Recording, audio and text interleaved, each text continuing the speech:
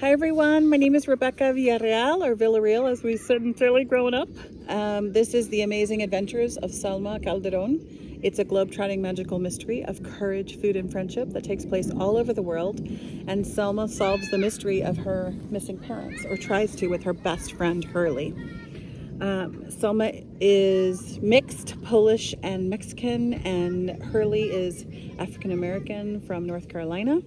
And this takes place in Chicago. So this is chapter 2. Chapter 1 is I read the other day in a live feed, and it's on. It's also on YouTube at Rebecca Villarreal writer's page. Anyway, her guardian, because her parents are missing, is named Guadi, like Guadalupe. It's just starting to drizzle, so everyone calls me Guadi. That's short for Guadalupe. I always say Selma was born into a family of 3. Her mother, her father, and me. After a lifetime in Philly, I was awarded a fellowship to teach poetry at the University of Illinois at Chicago. Now we live in the city mapped by the cobalt blues of Lake Michigan and the steely elevated trains snaking through neighborhoods bursting with foods from every corner of the planet. Selma already loves it here. She's planning a trip to France, followed by some quiet time on the San Juan Islands. I know this because she tells me her plans most of the time. I expect she'll continue to add more places to her wish list. I enrolled her in school at Calo Community Academy, a public school where the students have to wear uniforms, which makes my life easier because getting dressed for school is simple. I only wish the rest of our life could be that easy. I have a feeling Selma's thirst for knowledge about our magical heritage could bring back some vengeful ghosts from my past. I use magic to tune into her as much as I can to anticipate any spells she might try. It's not easy keeping up with her. She needs careful instruction, but her nature is to absorb lessons everywhere she goes. I remember learning how to say a spell in my head for the first time. Soleimani taught me in college. He was a fellow student who took me to the sea. He won my heart, and that feels so long ago. I wish he were here to help me with Selma. I wish her parents were here too. Chapter 3, to Paris. This is from Selma's point of view. It's Friday, and the end of my 3rd week of school. I was such a slowpoke this morning that Guadi decided to use magic to get me to school on time. With her help, I made it to homeroom a little early. So I'm waiting for Hurley. I'm glad to be inside because it's cold here for September. I have to put on tights under my pants every day. Even though I just started school, I'm feeling like I could use a vacation because moving from Philly and getting used to a new city and a new school is a little tiring. Guadi says if I do my homework for real and don't use magic, then I can go to Paris for vacation over Christmas. But what if I have to go to Paris to do my homework? I mean, Mr. Fincrisp did assign us a city profile for a project. Why should I spend time inside a book when I could do the real thing? In fact, I've been practicing enough that I think I'm ready to travel to Paris today. My magic feels stronger than ever. If all goes as planned, I can be back in time for Mr. Aguirre's music class. Oh, there's Hurley in the hallway right next to our lockers. We were so lucky to get lockers next to each other. I'll ask him to cover for me. Hey, Hurley. Hey, Selma, what's going on? Hurley has a real noticeable Southern accent, so some of the kids at school make fun of him. I wish they'd just leave him alone. I need to get some research done for Mr. Fincrisp's class, so I'm going to be gone this afternoon starting at lunch. Can you can you cover for me? Say you think I went home sick? Sure, but you're not going to get into any trouble, are you? Nah, don't worry about me. I'll be back before you know it. It took forever for lunchtime to arrive. When Hurley and I leave math class, he turns left to go downstairs to the cafeteria, and I walk down the hallway to the girls' bathroom. I know it will be empty because everyone heads downstairs for lunch. I feel kind of bad leaving Hurley alone since we usually sit together. But I can't wait any longer for my trip. I only have about 90 minutes, including lunch and technology class with Mrs. Cushing. Hurley will make excuses for me with Mrs. Cushing, but I just don't want to miss Mr. Aguirre's music class. I have a feeling he would ask too many questions, and I don't want to get Hurley in trouble. I step into the bathroom stall that's farthest away from the door. Then I stick my moleskin notebook, felt tip pen, and camera inside my jacket pockets so they don't get left behind. I recite the spell. Cross my arms, cross my feet, cross my fingers and my toes. Paris, Paris, come to me. Eiffel Tower, Notre Dame, at your sight. I'll never be the same. Kukulakis. I made it. I'm a little dizzy, but I have to figure out where I am exactly. Okay, there's the Seine River. Turn around and hurrah! There's Notre Dame. It's so big. There are tons of carvings and windows and points and spires. It's going to be hard not to run over there. Excuse me. I'm taking a few quick pictures of it, but I have to stay focused on my research. I'm at La Rue Saint-Julien-le-Pauvre in the Latin Quarter, also known as the 5th arrondissement. Arrondissements are kind of like neighborhoods. I'm just a block and a half from that bakery I read about in the Lonely Planet guidebook I borrowed from Mr. Crisp's classroom. Gosh, I'm glad I'm wearing tights here too. It's drizzly and chilly, but not quite as cold as Chicago. The rain brings out the wet grass smell of the river. Plus the damp pavement reminds me of the smell of clay, and it's so beautiful. I just need to walk a little bit. I stop to look at the iron railings on the windows and how every building and cafe looks different. There are shutters on some windows, and some have yellow and red flowers hanging out of wooden boxes. And wow, there's a restaurant called La Surprise.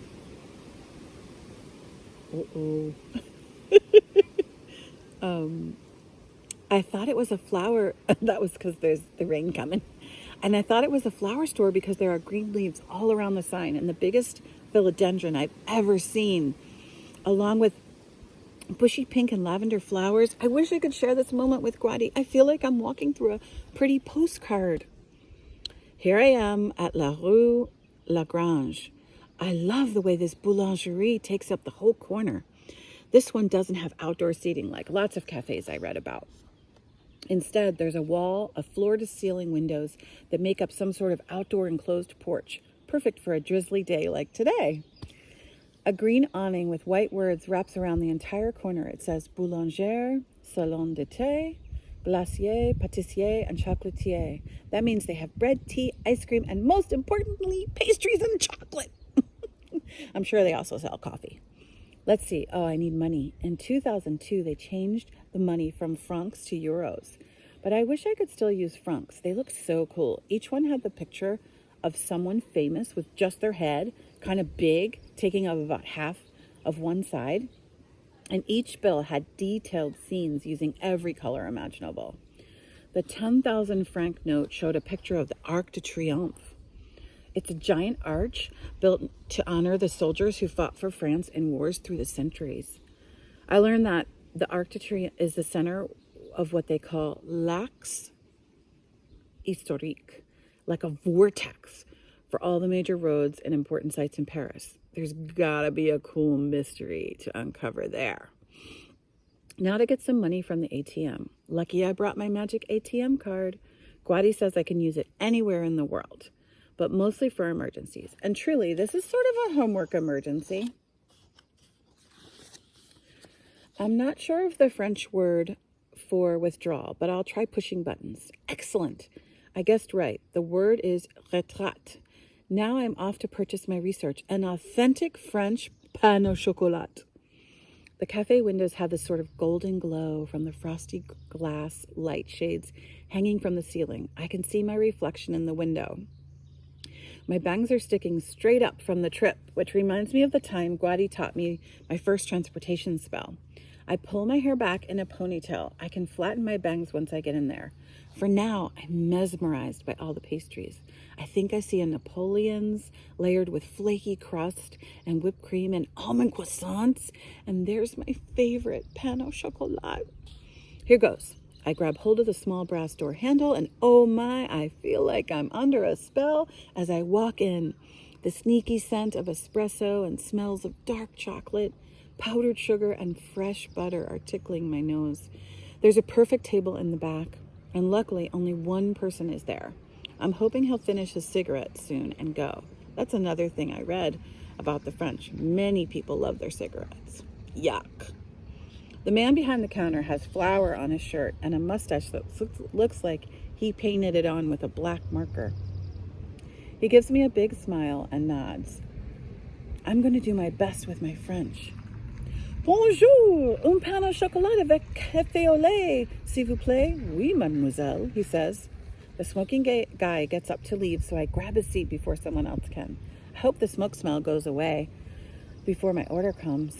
A few minutes later, the man with the mustache brings me a pretty cup and my pastry on a small plate with pink vines and leaves all around the rim. It smells like pastries again in here, so I lean over and inhale the buttery scent. Buttery smell of the crusty layers and that block of dark chocolate melted inside. I poke my finger right in the middle just to see the crust bounce back slowly. Now for my first bite.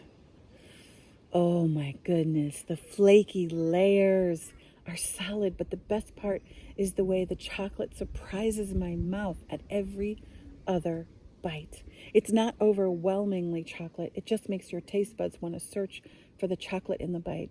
I could sing out loud. It's so delicious. My fingers are already so shiny from touching the pain au chocolat that I can see my reflection in my palm. Now I can flatten my bangs with my fingers since they're all buttery. It's kind of like hair gel. Good thing I have brown hair. I don't think you can really tell I used butter. And the cafe au lait is creamy and strong. Oh, how happy I am just sitting here by myself, sipping this frothy wonder. Here comes a family. This little French kid can barely see into the glass case filled with pastries, but he seems like he knows what he wants because he's pointing right at the Napoleon. I bet you he'll have whipped cream all over his face in a matter of minutes. Boy, do the French know how to slow down and enjoy life. I wish I could slow down, but this is so delicious I can't stop devouring it. I'm already licking the last crumbs and chocolate smears off my fingers and sipping my last drops. I don't have much time, so I need to figure out where to go next. I bring my dirty dishes to the counter and head out. The cold hits my face as I open the door, but I still want to take a little walk along the river. Oh, look, there's the Bateau Mouche. That's the tourist boat. I've made it to the bridge, and everyone is taking pictures as they go by. I'm going to pretend I'm French and welcome them to Paris. Bienvenue à Paris! Bienvenue à Paris! I yell, waving at them as they take pictures of me. I bet they think I'm French. I come back from the bridge and walk along the damp sidewalk. On this trip, I'm not focusing on the big tourist sites like the Eiffel Tower or the Notre Dame Cathedral, even though it's tempting. I just want to walk around like I live here. I think this is the best way to get to know a city and its people. At least that's the way I've been exploring Pilsen. As I walk around, it's starting to clear up a bit. The setting sun is poking through the clouds, and the drizzle has changed into a gentle sun shower. I have my dark green raincoat, and I like the rain. On the quai, or the riverside sidewalk, alongside the Seine, there's a row of newsstands with a bunch of old books and magazines. But I'm mostly interested in the old postcards. I buy one with a panoramic view of Paris and the Arc de Triomphe. It's so old. At first I thought it was a photograph, but when I look more closely, I can see that someone drew a picture of the river and the arch. They did such a good job with all the details, even the individual carvings. The neat thing is that it was sent to Barcelona in 1917 on January 10th. Wow, that was a long time ago. The postcard is written in Spanish, and I know Spanish better than I know French, so let's see if I can translate. Dear Marseille, I received with much happiness your 2 postcards, and I did not answer because I waited until I found this one at the end of December. I wish you all the best in the new year and the same for your family. I suppose you have visited all your friends in that nice city. Until soon, dear friend. Signature that I can't read. P.S. Always remember the Alhambra. It's fun to think about things that happened a long time ago. I wonder what this person meant by remember the Alhambra. I'm pretty sure that's in Spain. I'm going to write that down in my notebook for future research. I check my watch, which is still on Chicago time. I've been here for almost an hour and a half, and I have to get back in time for Mr. Aguirre's class. I quickly buy a map of the Paris metro system to use in my report. Then duck behind a kiosk where no one will see me disappear when I say my spell. Cross my arms, cross my feet, cross my toes and my fingers. Take me where my grade school lingers. Kukalakas! I made it. I'm in the janitor's closet. I can still taste the flaky crust and chocolate. The bitter coffee flavor is sitting at the back of my tongue, balancing out the sweet of the pain au chocolat. I'll open the closet door when the halls are clear and everyone's in class. I don't want anyone to see me come out of here. When it's quiet, I walk down the hall to Mr. Aguirre's class. I slip into the back and slide a pencil across the floor to get Hurley's attention so he doesn't worry. But it doesn't matter now because Mr. Aguirre is looking right at me. Here it comes. So, Miss Calderón. Mr. Aguirre always says my name with a super Mexican accent, but then switches back to his Chicago accent, which is so different from how we talk in Philly. It's like his mouth closes up words so that thanks sounds like thanks. He always says washroom instead of bathroom or restroom. Tell me what brings you to my class late and not in your assigned seat. I know Mr. Aguirre isn't really mad. He's always nice to me. He just laughs when I tell him the truth, which he thinks I'm just making up. I was doing research for my homework for Mr. Fincrisp's class. I went to Paris to try a real chocolate croissant and cafe au lait and to walk along the Seine River. Hurley turns around and raises his eyebrows at me. But Mr. Aguirre just laughs. Well, Miss Calderón, next time catch an earlier flight back. Sure thing, Mr. Aguirre. When music class is over, Hurley comes running up to me. Dang, Selma, what took you so long? What do you mean? Like I said, I went to Paris to do research for Mr. Fincrisp's class. Yeah, right. Like you could really go to Paris. I look down at the toes of my black school shoes. I wish I could tell Hurley the truth. But I feel a lump in my throat because I've never told anyone about my magic. And even if Hurley were the first, what if he's scared was the first? What if he's scared or doesn't trust me or doesn't want to be my friend? I put my hands together like I'm going to say a prayer. Deep breath and blow out the air. Take a deep breath. Can I trust you, Hurley? Of course, Selma. Okay, the thing is, I have magic powers. I can do spells and things. I'm still learning, though. Hurley looks at me a while longer. Finally, a giant grin spreads across his face. I've known all along you've had something going on. Yeah? I say, arching my left eyebrow and wondering if Hurley really has been onto me. I remember when we had iced tea in the water fountains the first day of school. You told me your list, and the first day of school, you told me your list of favorite things, and iced tea was number 4.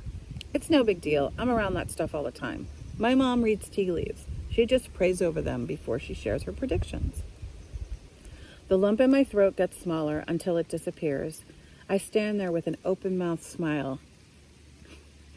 I didn't know Hurley believed in magic. I'm so excited that I lean toward him and put my hands on his shoulders and my face right in front of his.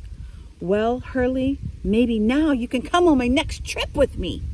Where are you going? I'm planning to go to East Africa, a little Kenya, a little Tanzania. Then we'll go to Uganda and visit Bwindi Impenetrable National Forest to see the mountain gorillas.